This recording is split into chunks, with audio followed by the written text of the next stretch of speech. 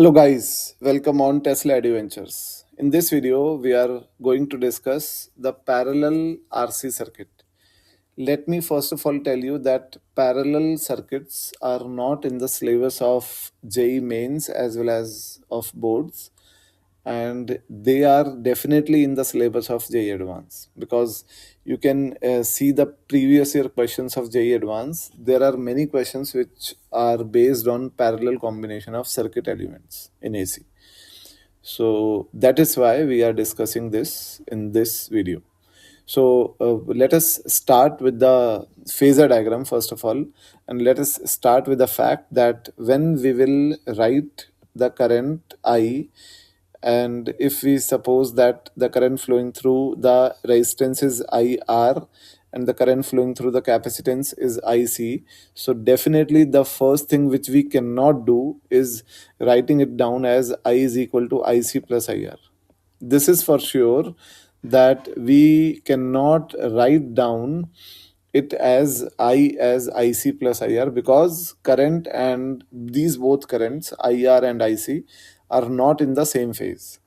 So as they are not in the same phase, we cannot write them like this. So to start this thing, we have to start with the phasor diagram, and as we have done earlier, we always draw the phasor diagram at t is equal to 0. So we will be considering the same thing here. So we'll be considering the time as t is equal to 0, and we will be drawing the phasor diagram. Now the phasor diagram in parallel circuits is drawn in such a way such that we always place the reference, we always assume the reference to be voltage, because in parallel circuits the voltage remains same. So we can assume that the voltage is a reference, and we will be placing this voltage on the x-axis. Now we know that the resistance, the current flowing through the resistance IR is along the voltage because they are in same phase, and the current flowing through the capacitance is perpendicular, is 90-degree ahead from the voltage. So IC will be somewhere here.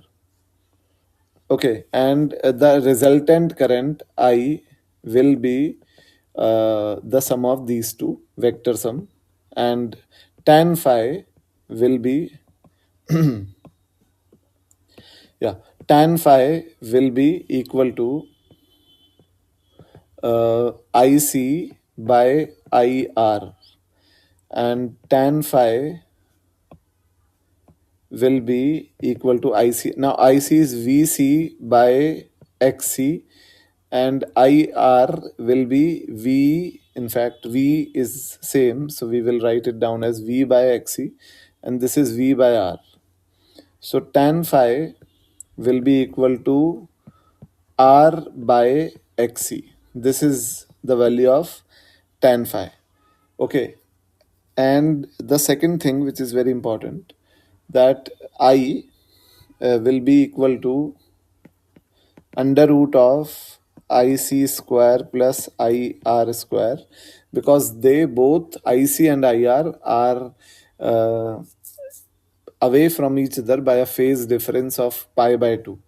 So we would add them like vectors, and this will be I.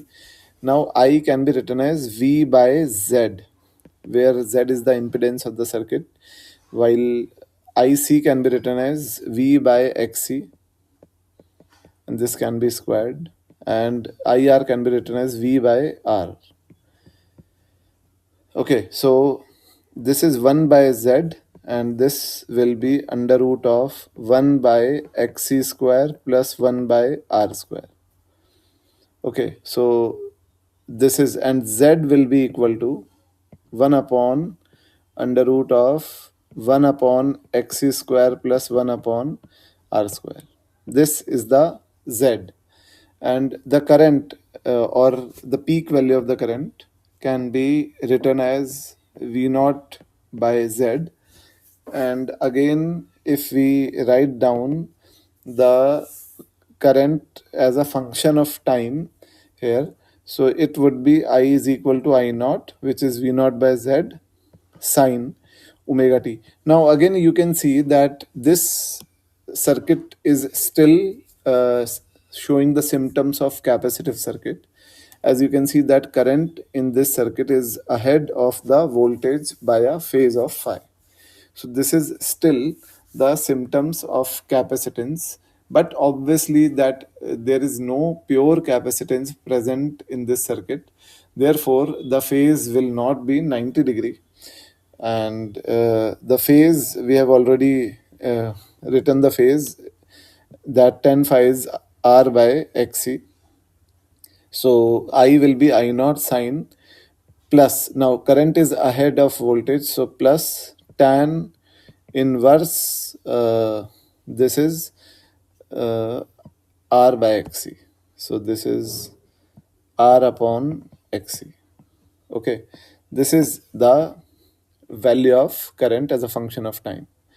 Now, if we talk about the power factor or average power loss, first of all, let us discuss the power factor.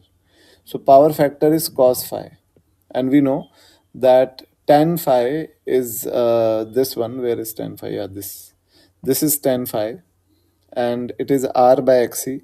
So if we assume a triangle and if we write down the value of cos phi, assuming a triangle, so you can see that if this is phi, this is R and this is XC, so it would be under root XC square plus R square. So cos phi will be equal to xc upon under root of xc square plus r square. This will be the power factor in this circuit. And if we write down the average power loss in this circuit, so it would be Vrms into Irms into cos phi. So average power loss in this circuit will be Vrms into Irms will be Vrms upon Z, and cos phi is Xc upon under root of Xc square plus R square. Now this average power loss will be equal to Vrms square upon Z is upon Z into this is Xc upon this is under root of Xc square plus R square, and the value of Z is known to us. It is this one, so we can substitute the value of Z here. So this will be Vrms square, and the value of Z is 1 upon this 1 upon Xc square plus 1 upon R square into this is Xc upon under root of Xc square plus R square. Okay, and you can see that if we take the LCM, then it would be Vrms square upon R. This would be the average power loss. And this is a quite obvious result because in this circuit, this is a parallel circuit. So we can say that individual voltage across the resistance, this R, will be V, and individual voltage across the capacitance will be V. So where V is the RMS voltage, obviously. So we can say that, and we know that capacitor does not contribute in the power loss in any case, and the element which contributes in the power loss is the resistance only. So we can say that the power loss in this circuit will be due to the resistance, and therefore we can directly write down the power loss as the voltage across resistance whole square upon R. And the voltage across resistance is the same V, which is the source voltage, where V is the RMS voltage which we are considering. So we can directly write down, skipping this long derivation, we can directly write down the average power in this parallel circuit as Vrms square upon R. Okay, so this is very important concept in this parallel circuits, and in the next video we'll be discussing the series LR circuit. Thank you.